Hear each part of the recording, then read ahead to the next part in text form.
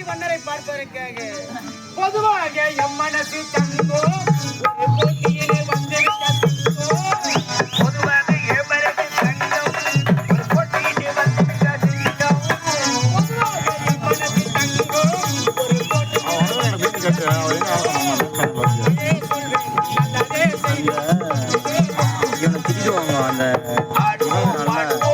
மணி முடிச்சுடுவாங்கல்ல என் காதலி அந்த காதலியை பார்த்து